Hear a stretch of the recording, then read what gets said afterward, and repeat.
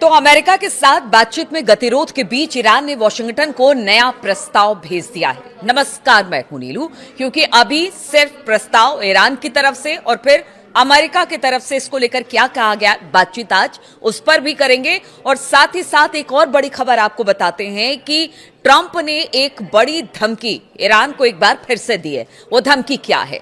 तो एक्सियोस की रिपोर्ट के अनुसार इस प्रस्ताव में जो कि ईरान ने अमेरिका को भेजी है, उसमें हॉर्मुज जो स्ट्रीट है उसको खोलने और युद्ध को खत्म करने की पेशकश की गई है।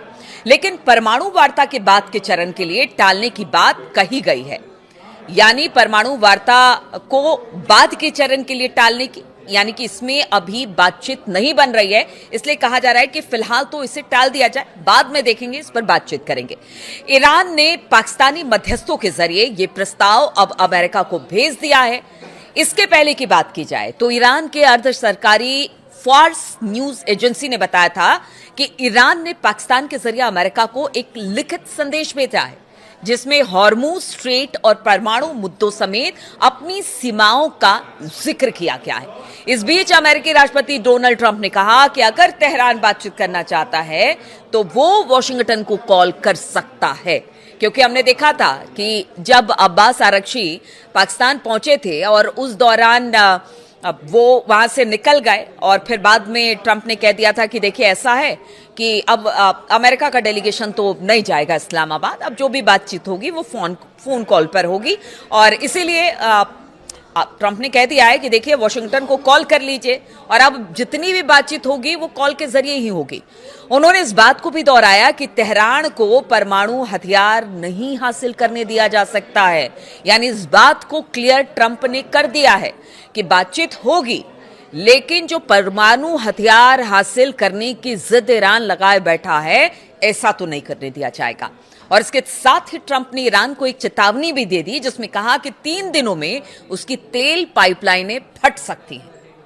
तेल पाइपलाइनें फट सकती हैं, इसका मतलब क्या है? तो वो इसके पीछे बता रहे हैं कि इसके पीछे एक वैज्ञानिक कारण है। अब ट्रंप का वो वैज्ञानिक कारण भी आप सुनिए।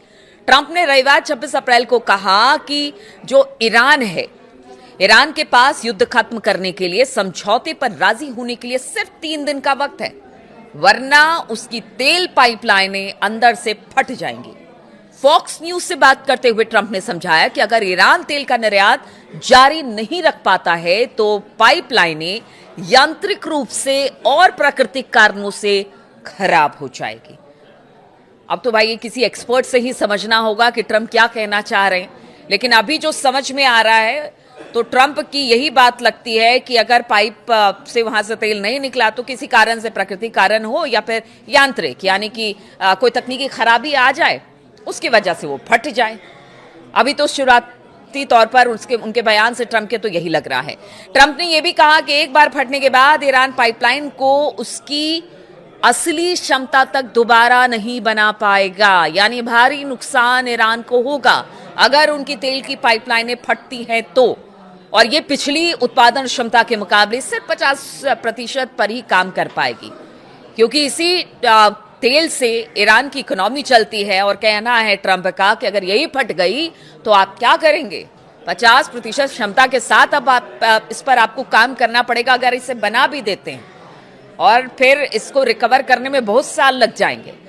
इंटरव्यू में ट्रंप ने कहा कि अगर ईरान बातचीत करना चाहता है तो अमेरिका से संपर्क कर सकता है। ट्रंप ने कहा कि अगर वो बात करना चाहते हैं या फिर किसी तरह से संपर्क करना चाहते हैं तो आप हमें फोन लाइन पर कॉल कर सकते हैं। हमारा फोन हमेशा से मौजूद है, हमारे पास अच्छी और सुरक्षित लाइनें हैं। और इसके पहले ट्रंप ने वॉशिंगटन के वार्ताकारों स्टीव विटकॉफ और जेरेड कुशनर की इस्लामाबाद यात्रा का जो था वो आखिरी समय में उसे रद्द कर दिया था। ये हमने भी देखा था, जिससे संकेत मिला कि अमेरिका ईरान के पिछले प्रस्ताव से संतुष्ट नहीं है। क्योंकि अब्बास आरगची पहुंचे थे, उन्होंने अपना प्रस्ताव पाकिस्तान को दिया था और फिर वहां से निकल गए थे फिर वो ओमान पहुंचे, वापस से इस्लामाबाद पहुंचे। तो बताया जा रहा है कि जिस तरह से अमेरिकी डेलीगेशन नहीं आया उसके पीछे एक कारण ट्रंप दे रहे हैं कि हमें उनका प्रस्ताव मंजूर नहीं है। अमेरिका का कहना है कि ईरान को कम से कम 1 दशक के लिए यूरेनियम का संवर्धन रोकना होगा, यानी यूरेनियम इनरिचमेंट रोकना पड़ेगा कम से कम 1 दशक यानी 10 सालों के लिए। और अपने मौजूदा भंडार को देश से बाहर भेजने की बात भी ट्रंप ने कही है ईरान को।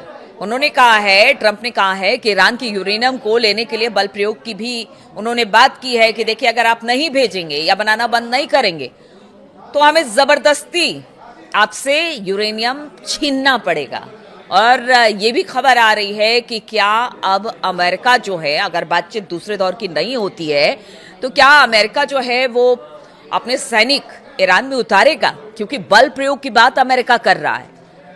लेकिन ईरान ने चेता दिया है कि भाई आप देख लीजिए, जो भी करिए वो अपनी बुद्धि के अनुसार करिए, सोच समझ कर करिए, क्योंकि इसके परिणाम बहुत बुरे होंगे।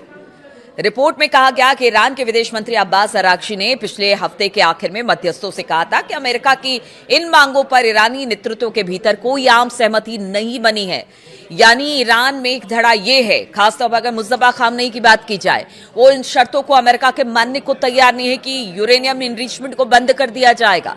साथ ही उन्होंने कहा कि देखिए, जो भी ट्रंप कह रहे हैं कि आप परमाणु कार्यक्रम को 10 साल के लिए आगे बढ़ा दीजिए, इस पर अभी सहमति नहीं बन पाई। इसलिए शुरुआत में ही मैंने कहा कि उन्होंने कहा कि इसको आगे देखेंगे।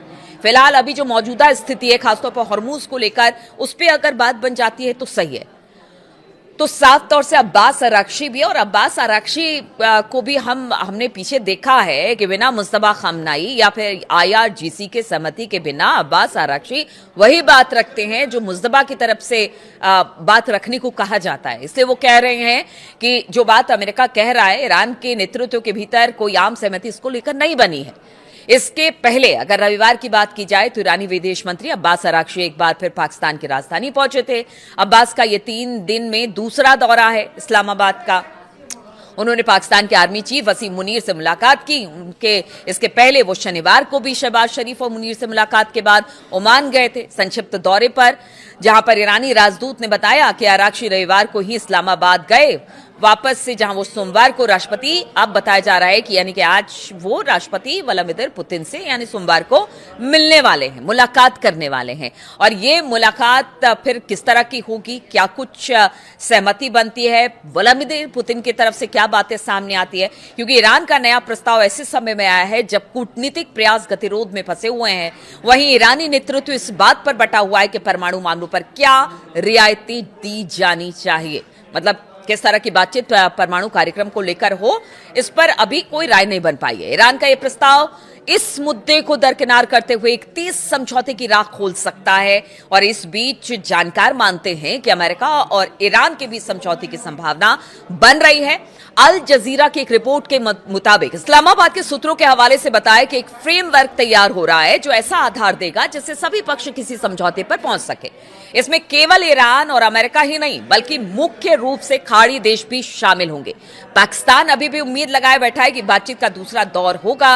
हालांकि अभी ये साफ नहीं है, लेकिन कूटनीतिक प्रयास लगातार जारी हैं और कहा यह जा रहा है कि जो बैठक होने वाली है वो सिर्फ अमेरिका और ईरान के बीच नहीं होगी, बल्कि खाड़ी देश की बातचीत भी उसमें होगी, उनके प्रतिनिधि भी उसमें शामिल होंगे। अगर पुतिन से मिलने जा रहे हैं अब्बास अराक्ची तो वहां से क्या बात होगा, बताया जा रहा है इसके बाद पुतिन शी जिनपिंग से भी बातचीत करने वाले हैं। कुछ दिन में जो अमेरिकी राष्ट्रपति है ट्रंप, वो जाने वाले हैं चीन। तो ये सारी चीजें, सारी प्रक्रिया इस वक्त हो रही है बातचीत को आगे जारी रखने के लिए कि किसी तरह से भी जो युद्ध है ईरान अमेरिका का वो रुक जाए। लेकिन गतिरोध अब भी बरकरार है और इस गतिरोध के बीच में प्रयास अब भी जारी है, लेकिन दूसरी तरफ ट्रंप की धमकी भी जारी है। अब देखना होगा ये जो दूसरे दौर की बातचीत का प्रयास किया जा रहा है वो क्या सफल होता है, क्या युद्ध यहां से रुकता है किसी एक बिंदु पर। जो जितने भी बातचीत अपने अपने तरीके से, चाहे अमेरिका है, ईरान है, उन्होंने अपने जो प्रयास किए हैं पॉइंट्स रखने की, क्या उस पर कोई आम सहमति बनती है। सबकी निगाहें इसी ओर है। बहुत बहुत शुक्रिया मेरे साथ इस वीडियो में शामिल होने के लिए।